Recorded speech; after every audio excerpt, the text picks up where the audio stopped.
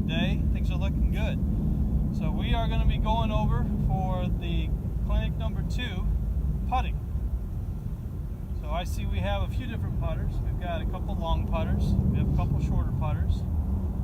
Overall, the stroke is the same. Not a whole lot changes. One thing that is going to be different between maybe a longer putter versus a conventional putter is how you grip it. So we could talk about that a little bit. But today the overall goal is just understanding the basic fundamentals, what makes a good putting stroke and why. You know, when we set up to a putt, what are we doing and why are we doing that? So putting is unique in the sense that there's no right way, there's no wrong way to putt. You're allowed to do basically anything that you like, and you can't walk into a golf lesson and have the instructor say that's the wrong way to putt. It just doesn't exist like that. So putting's very personal in that sense. Some people that you notice, they're very good putters, they're very good readers of the green, and others, they struggle. A lot of times it's because they're looking too much into the break, they're looking too much into the stroke, and instead of shooting a basket, taking a wad of paper and throwing it at the garbage can, they're trying to break it down. You know, am I taking it back too fast? How is my wrist coming through? Am I keeping my head still? And the thoughts, they sometimes get involved. So we talked in the chipping aspect to try to make it as simple as possible. So we're going to try to do the same thing with putting as well. So the goal is to try to have a putting stroke that's going to be as simple as effective as it possibly can be. What do you guys think about that? Perfect. Ready to get started? Suits me, and I'm all right. Today we're in the 3rd clinic. We're going over sand today, and the goal is just to get out of the bunker.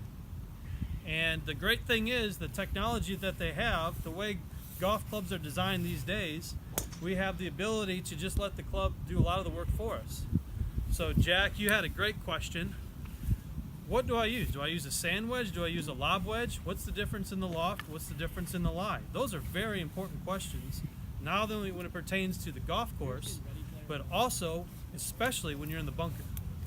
So you can see here we've got a higher lip, and we have a short approach. In other words, the flag's not a long ways away. So the higher we can hit a shot, the softer it's going to land, and the more chance we have to stop it between us and the cup. And we do that by adding more loft to the club. So instead of grabbing your gap wedge or your pitching wedge, you'd be grabbing your sand wedge or your lob wedge. And for those of you that don't have lob wedges, we have them at the pro shop right now. But anyways, so there is different degrees of bounce. So if you were to look at your wedge and look at it upside down, you can see there's the width.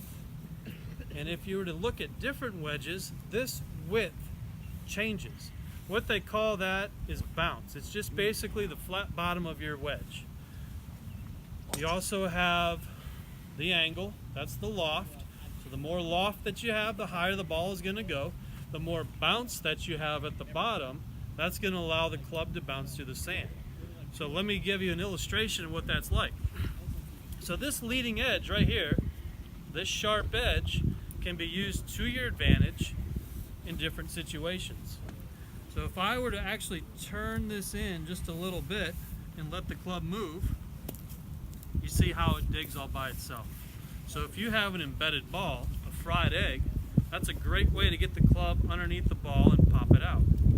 Well, on the contrary, so if you notice, if I were to roll this club open and have it lay flat, see how it's setting now on the back edge here as opposed to this front leading edge? So if I have it square, you can see how that front edge is level with my hand. It's in contact with my hand. It'll be contact with the sand. If I turn this open, see how that back edge is now, the leading edge is up and the back edge is touching my hand? That allows the club to bounce to the sand. So simply, if I twist this open and then swing, watch what happens. Automatically goes to the sand. And that's some of the great technology that we have now with sand wedges.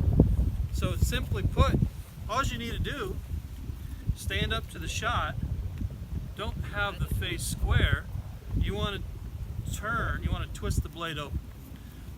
So if I were to twist this blade like this, you can see how I've changed my posture and I haven't moved my grip. If I go ahead and swing, you'll notice that not only my posture has gone back to the original position, my club face has gone back to the original position. So we actually want to let go of the golf club, twist it open, then grip it, and that way when we swing, see how the club returns to that open square position?